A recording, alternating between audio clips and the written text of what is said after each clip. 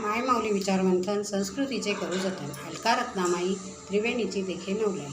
माझे नाव उषा एकनाथ वाणी, माहेर धुळे, सासर कोपरगाव. मी आता आखाजीचा महत्त्व सांगत आहे. अक्षय तृतीया हा सण म्हणजे 3.5 मुहूर्तापैकी एक मुहूर्त म्हणून ओळखला जातो. अक्षय म्हणजे त्याचा अक्ष होत नाही. या दिवशी पितरांच्या स्मरणार्थ अन्नदान, जलदान, वस्तुदान करणे.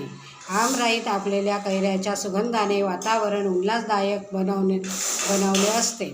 अक्षय तृतीया हा सण संपूर्ण आपल्या महाराष्ट्रात नव्हे तर गुजरात, बंगाल या राज्यात देखील साजरा होतो. अक्षय तृतीया ही क्षयतिथीप्रमाणे पितृतिथी आहे. वैशाख महिन्यात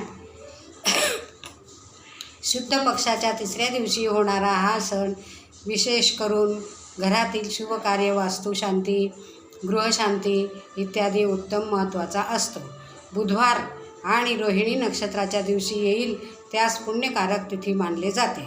नवीन व्यवहार असणे, नवीन कामास सुरुवात केली जाते. या दिवशी केलेले दान, हवन, पूजन, जप यामुळे अक्षय पुण्य लाभते. पुण्यकर्म केल्याने जे चिरकाल पुण्यदायक होते. म्हणूनच या दिवसाला अक्षय तृतीया म्हणतात.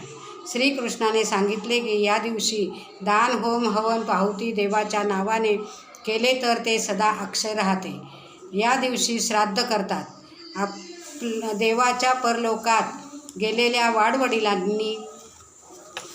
वाडवडिलांना पाणी व आगारी टाकल्याचे पुण्य प्राप्त होतात. या दिवशी सुखदुःख समृद्धीचा लाभ होतो. या शुभ दिवशी भगवान परशुरामाचा जन्म झाला. सौभाग्यवती स्त्रिया चुडादान करतात. जलकुंभाची पूजा करून दान देतात. या महिन्यात उन्हाची तीव्रता वाढलेली पशुपक्षी, वृक्षवेली यांना पाणी देऊन जीवदान मिळते. या दिवशी पितरांना कुंभदान रूपात देतात.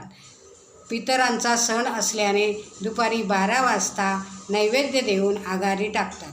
चैत्र शुद्ध तृतीयापासून माहेरी आलेले लेक महिनाभर राहून याच दिवशी सासरला जाते. त्यामुळे स्त्रिया हळदी कुंकाचा समारंभ साजरा करतात. झोक्यावर बसून गौराईचे गाणे म्हणतात. प्रत्येक घरात सांजुरी व खीरपुरी करून चांदीच्या ताटीत नैवेद्य दाखवतात. पुरणपोळ्या करतात. नंतर गौराई माता आपल्या सर्वांना निरोप घेऊन आपणास आशीर्वाद देऊन आपल्या पती महादेवासह सासरी जाते. नमस्कार.